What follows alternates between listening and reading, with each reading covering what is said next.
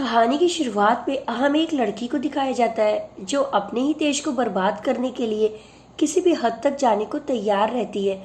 आखिर वो ऐसा क्यों करती है और क्या वो अपने इस मकसद में कामयाब हो पाती है, देखेंगे हम आगे वीडियो में।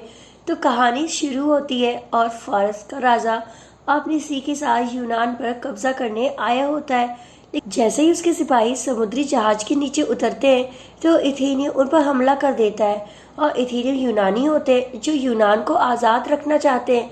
और इस युद्ध में फारस के राजा की बुरी तरह से हार होती है।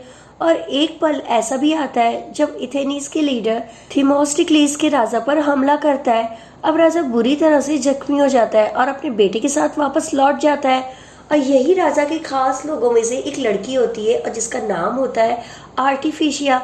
ये लड़की राजा के सबसे करीब होती है और जब राजा अपनी आखिरी सांस गिन रहा होता है तब आर्टिफिशिया उसके पास आती है। और मरने से पहले राजा अपने बेटे जर्सीस से कहता है कि यूनानियों को उनके हाल पर छोड़ो, उन्हें सिर्फ कोई देवता ही हरा सकता है। आर्टिफिशिया राजा का तीर निकाल देती है और उसकी मौत हो जाती है। जर्सी अपने पिता की मौत से बहुत दिनों तक शोक में डूबा रहता है। अब आर्टिफिशिया जर्सी से कहती है कि तुम्हारे पिता ने कहा था कि यूनानियों को सिर्फ देवता ही हरा सकते हैं और अब तुम बनोगे दिव्य सम्राट। और इसके बाद आर्टिफिशिया दुनिया के बड़े बड़े जादूगरों को बुलाती है और वो लोग जर्सी से तरह तरह के काम करवाते हैं। और एक दिन जर्सी अपने आप को पूरी तरह से शैतानी शक्तियों को समर्पित कर देता है। और जब वो पानी से बाहर आता है तो हर तरह से बदल चुका हुआ होता है। और इधर आर्टिफिशिया जर्सी के सभी शुभचिंतकों को मार देती है ताकि जर्सी का पूरा ध्यान सिर्फ और सिर्फ यूनान को तबाह करना हो। दरअसल आर्टिफिशिया खुद यूनानी होती है और एक यूनानी सिपाही के दस्ते ने इसके पूरे परिवार का रेप करके उन्हें मार डाला था। और यहाँ तक कि उन्होंने आर्टिफिशिया को भी नहीं छोड़ा था और बहुत सालों तक उसका भी शोषण किया और बाद में सड़क पर मरने के लिए छोड़ दिया। लेकिन एक फांसी दूत ने उसकी जान बचाई और उसे बेहतरीन तलवारबाजी सिखाई। तलवारबाजी में महारत हासिल करने के बाद आर्टिफिशिया एक खूंखार योद्धा बन गई थी और आर्टिफिशिया ने कसम खाई होती है कि वो यूनान को पूरा तबाह कर देगी। और अब आर्टिफिशिया फांसी की बहुत बड़ी टुकड़ी का कमान संभालती है और समुद्र के रास्ते यूनान पर हमला करने के लिए निकल जाती है। थीमोस्टिक्लिस अपने सैनिकों के साथ आर्टिफिशिया का सामना करने के लिए आता है, लेकिन फारसी जहाज के आगे यूनान के राजा बहुत छोटे होते हैं। आर्टिफिशिया अपनी एक छोटी सी टुकड़ी थीमोस्टिक्लिस को मारने के लिए भेजती है और जिसका कमान कैप्टन भंडारी संभालता है। थीमोस्टिक्लिस को पता होता है कि फारसी जहाज सामने से बहुत मजबूत है लेकिन बीच से कमजोर है और इसी का फायदा उठाते हुए वो अपनी जहाज से फारसी जहाज के बीच में टक्कर मारता है और जिससे वो टूटकर समुद्र में गिर जाते हैं और इसे यूनान की जीत होती है। आर्टिफिशिया को बहुत गुस्सा आता है और वो कहती है कि 10,000 सैनिकों में भी मैं बिल्कुल अकेली हूँ। और तभी एक सैनिक कहता है कि शाम तक जीत आपके कदमों में होगी। आर्टिफिशिया कहती है कि काश ऐसा ही हो और फिर से एक जहाज की बेड़ा थीमोस्टिक्लिस की तरफ निकलता है, जिसे देखकर थीमोस्टिक्लिस अपनी जहाज को लेकर आगे बढ़ जाता है और सैनिकों को यहाँ पे ये लगता है कि वो डर के भाग रहा है।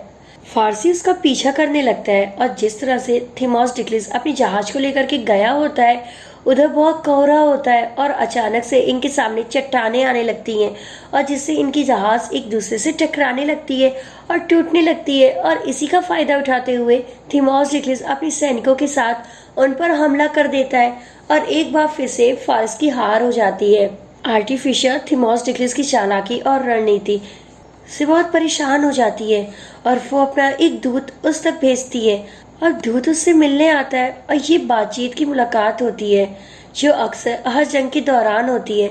आर्टिफिशिया थीमोस्टिक्लिस की काफ़ी तारीफ करती है और कहती है कि हमारे पास इतने सैनिकों की तादाद है कि तुम मारते मारते थक जाओगे। आर्टिफिशिया बोलती है कि मुझे तुम जैसे होनहार कमांडर की ज़रूरत है।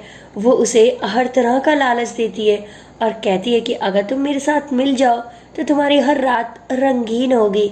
और इसी दौरान इनके बीच इंटरकोर्स भी शुरू हो जाता है। लेकिन इन सब के बाद भी थीमोस्टिक्लिस आर्टिफिशिया की बात नहीं मानता और जिससे वो गुस्सा होकर थीमोस्टिक्लिस को वापस भेज देती है। और जब वो वापस अपने सैनिकों के पास जाता है तो एक सैनिक थीमोस्टिक्लिस से पूछता है क्या हम आर्टिफिशिया को हरा सकते हैं। तो थीमोस डिक्लिस कहता है कि अगली बार वो अपनी पूरी ताकत के साथ हम पर हमला करेगी, और होता भी बिल्कुल वैसा ही है। अगली सुबह आर्टिफिशिया खुद रणनीति बनाती है और वो समुंदर में अपने जहाज को कुछ केमिकल्स डालती है ताकि आग लगाकर उनके जहाज को जला दिया जाए, और इसके साथ ही अपने सैनिकों को सुसाइड बम की तरह सेट करके थीमोस डिक्लिस की जहाज की तरफ भेजती है। अब जब केमिकल थीमोस डिक्लिस की जहाज के आसपास फैल जाता है तो दूर से आर्टिफिशिया एक तीर चला करके उस केमिकल में मारती है और वहां पर आग लग जाती है, जिससे थीमोस डिक्लिस की जहाज जलने लगती है। और इसी बीच सुसाइड बॉम्बर थीमोस डिक्लिस की जहाज पर पहुंच जाते हैं, और इससे पहले कि वो कुछ कर पाता आर्टिफिशिया उस पर एक तीर चलाकर उसे मारती है, और जिससे एक जोरदार ब्लास्ट होता है। और आज इस जंग में यूनानियों को बहुत बड़ा नुकसान होता है। थीमोस डिक्लिस के लगभग सभी लोग मारे जाते हैं, लेकिन वो बच जाता है और इसके साथ कुछ सैनिक भी।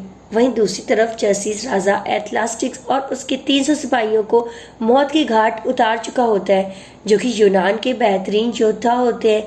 अब धीरे धीरे जर्सिस यूनान के अंदर घुस रहा होता है, और इधर थीमोस डिक्लिस यूनान के दूसरे योद्धाओं से हेल्प मांग ले एटलांटिस पहुंचता है, लेकिन वहां की रानी की मदद करने से बिल्कुल ही मना कर देती है। तब थीमोस डिक्लिस राजा एटलांटिस की तलवार उसे देते हुए कहता है कि हो सके तो यूनानी योद्धाओं का बदला लेना, और इसके बाद वापस अपने लोगों के पास लौट आता है। और इधर जर्सिस यूनान शहर पहुंचकर वहां तबाही मचाता है और उसे शहर को अपने कब्जे में कर लेता है। और इसी बीच जर्सिस और आर्टिफिशिया को यह पता चलता है कि थीमोस डिक्लिस अभी भी जिंदा है, लेकिन आर्टिफिशिया इस बात को मानने से इनकार कर देती है। और उन्हें ये भी पता चलता है कि वो अपनी जहाजी बेड़ा के साथ सिलेबस की खाड़ी में, ये सब जानने के बाद आर्टिफिशिया तुरंत अपनी सेना के साथ सिलेबस की खाड़ी में पहुंच जाती है।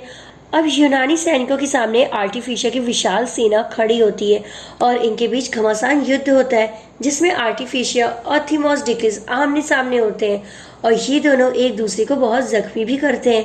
काफी फायरिंग के बाद लास्ट में थीमोस डिक्लिस आर्टिफिशिया को मार देता है, लेकिन अभी भी उनके सामने आर्टिफिशिया की विशाल सेना खड़ी होती है, जिनका ये लोग अकेले मुकाबला नहीं कर सकते थे।